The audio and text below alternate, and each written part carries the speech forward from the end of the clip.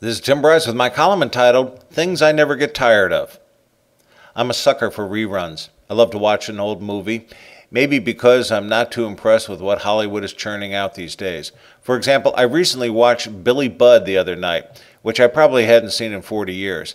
It was based on Herman Melville's novel of the same name and starred Robert Ryan, Terrence Stamp, Peter Ustinov, Melvin Douglas, and a young David McCallum. This was a departure in character for Ryan, who often played a hero or a good guy. Instead, he played a heartless, cold-blooded villain. There are a handful of such movies I'll watch over and over again, such as 12 Angry Men, Anatomy of a Murder, Stalag 17, and others. Interestingly, these are all black and white movies, which suggests the storyline is more important to me than the cinematography. Over the years, I've learned there are a series of things I never get tired of, such as movies and music, and I wonder why I'm so fascinated with them. I like attending wedding anniversaries, as it represents a significant milestone for a couple and reflects their love and commitment to each other. Unlike birthdays, which I generally have no use for, anniversaries represent a conscious decision made by two people. In birthdays, you don't really have a lot to say about when and where you are born. I never tire of watching members of the military returning home to their loved ones. The surprise homecomings are always heartwarming. Even homecomings with pets can be moving. Such reunions reflect considerable love and relief to the families of our military personnel returning from harm's way. The game of baseball has been a favorite of mine since I was a lad, and I certainly enjoy watching a game. As I get older, though, I find I enjoy watching the youngsters as opposed to the pros.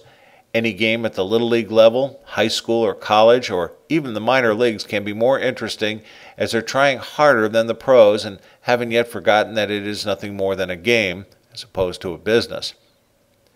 I've been following the Olympics since the 1964 Tokyo Games. I never get tired of the opening ceremonies, particularly the lighting of the torch.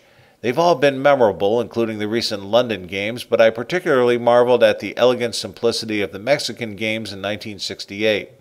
As far as I'm concerned, if I miss the opening ceremonies, I've missed the Games. I've always enjoyed Independence Day, particularly in a small town who holds a parade. I guess it brings the patriot out in me. We typically host a barbecue at my house, but more importantly, we enjoy a fireworks display afterwards. Over the years, I think I've missed seeing fireworks only once, which was due to inclement weather. If I get a chance, I'll tune in on television to watch fireworks, particularly if a good orchestra is on hand to play Sousa's Stars and Stripes Forever. And yes, I miss Arthur Fiedler's rendition with the Boston Pops. I'm a sucker for a parade, whether it is Independence Day, Thanksgiving, or New Year's Eve. For the last 10 years, I've been involved with a local Christmas parade where we pass out candy to the kids and beads. After all, this is the South. To me, it is not the floats, balloons, and flowers that make a good parade. It is the marching bands. I'm particularly proud of the marching band of my college alma mater, the Ohio University Marching 110, the finest band in the land. I never tire of watching craftsmen at work, regardless of the products they produce. It's always a pleasure to watch someone who knows what they are doing, regardless of their profession, and see a quality product being built. Regrettably, craftsmanship is in decline in this country, but when I find a good one, I just sit back and take notes. Formal ceremonies of just about any kind can be very moving to me, such as the changing of the guard at the Tomb of the Unknown Soldiers, the Battleship Arizona Memorial, the Iwo Jima reunion, and Reagan's speech at the 40th anniversary of D-Day at Normandy. Such ceremonies can be very touching. It's also of importance to family members. As an American, though, such ceremonies are important as they express our national respect and commitment to others, particularly those who paid the supreme sacrifice.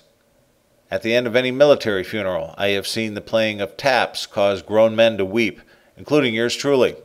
There's something about taps that lends itself to the finality of a service.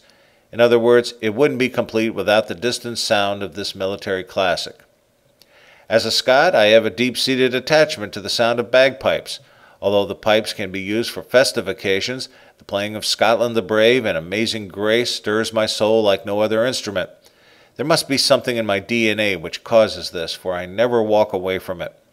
No doubt other instruments from other lands equally affect other people with different heritages. It plays to our soul. If I sit back and study these elements collectively, what is it about them that causes me to come back to them time and again? Surely I have seen all of this many times over the years, but why do they hit a nerve with me? My guess is they probably represent my sense of who I am and what my values are. It reflects my sense of patriotism, morality, work ethic, and family heritage. Actually, things a bit like Pavlov's dog, where I have been conditioned to salivate upon command. Whatever it is, I embrace these ideas and will hopefully continue to revisit them for many years to come. I've told you what things I never get tired of. Now how about you? Then ask yourself the question, why? Friends, keep the faith. This is Tim Bryce in Palm Harbor, Florida.